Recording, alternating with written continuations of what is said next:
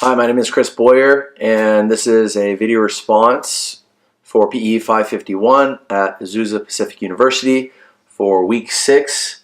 And from our readings in chapter 8, we were discussing the importance of social responsibility and how you implement it in your classroom and or on your team.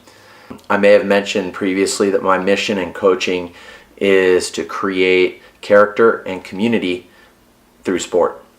So I believe that we have social responsibility.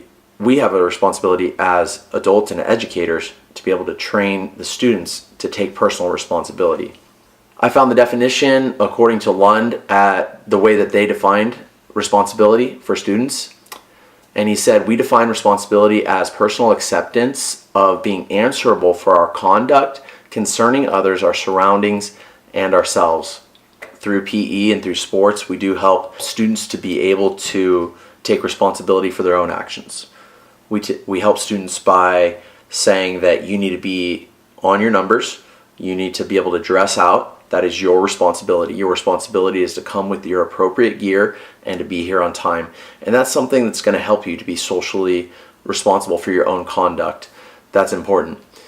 When our students are playing games, they have to take responsibility for their team. They have to take responsibility for people who are on their team, the way that they're acting, the climate that's being created on a team, and making sure that they're not hurting other people, or if someone gets hurt, to be able to have the self-control of putting the game aside, taking care of the needs of someone else during the game, or to stop the game altogether.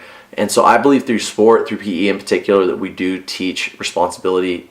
There are things that are taught through sport that are not taught in the classroom, that are very difficult to teach from a book, and I believe that PE and sports do help to teach that.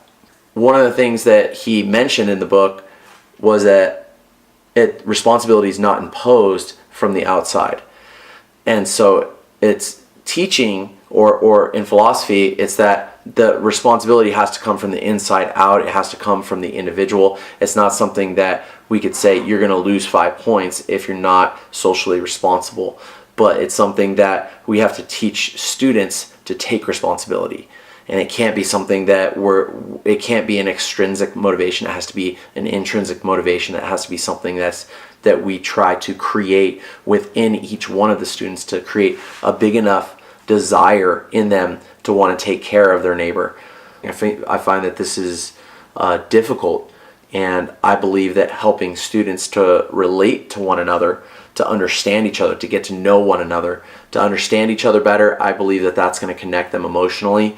And if we could break down some barriers and help them to get to know each other, that will increase the social responsibility.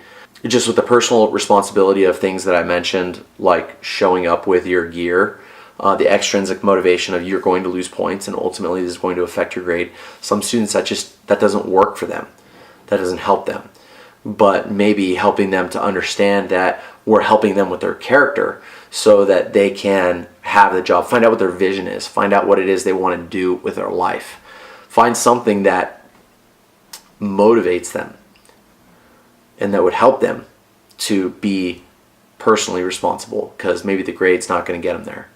Okay, so 2 things that the author said that I want to mention very quickly is that he said many home settings do not prepare students to take responsibility. I find that absolutely to be true. That regardless of what side of the train tracks the students are coming from, even if they're on the good side of the train tracks, the parents might be disunified in the home.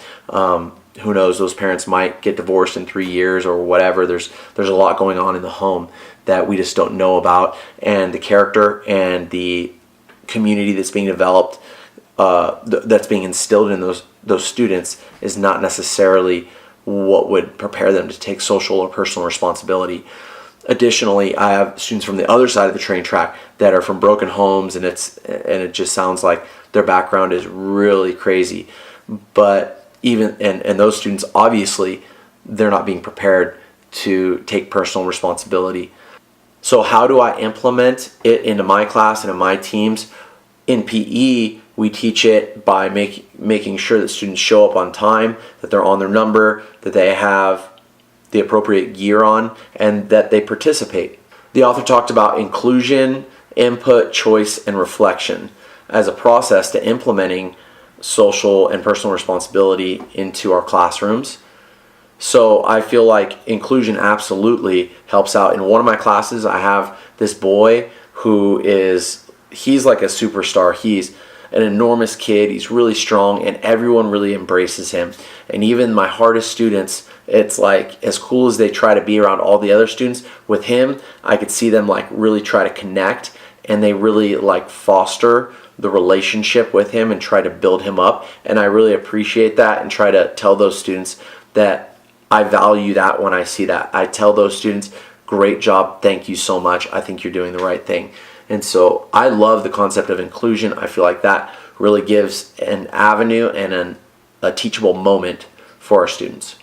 Okay, so the last thing that I want to talk about is how the author said that in his summary, he was discussing the climate that the teacher creates. And he said the success of our instructional interactions with our students depend to a large degree on the climate we develop. And he also said in the introduction, as teachers, we can intentionally invent circumstances that will support children. So either as a teacher, we are creating the climate that encourages students to take personal and social responsibility, or we're breaking it down. We might be ignoring it, we might not be addressing it or teaching about it or taking the time to use those teachable moments to really help the students to, like he said, just understand that they have a choice and they can reflect upon their choice. As coaches, that is our responsibility to create that environment and to use those teachable moments. The author goes into detail about some curriculums, but I think it's just our responsibility as people, and ultimately as followers of Christ. We want to do unto others as we would want done to ourselves. So we need to teach that, even if we can't directly use the Bible verse and the motivation. For everybody out there, if you're in a public school system, I think that it's our responsibility to teach that loving kindness, to be able to implement that into our systems, into our teaching, into our philosophies, in our coaching and teaching. Thank you. Have a great day.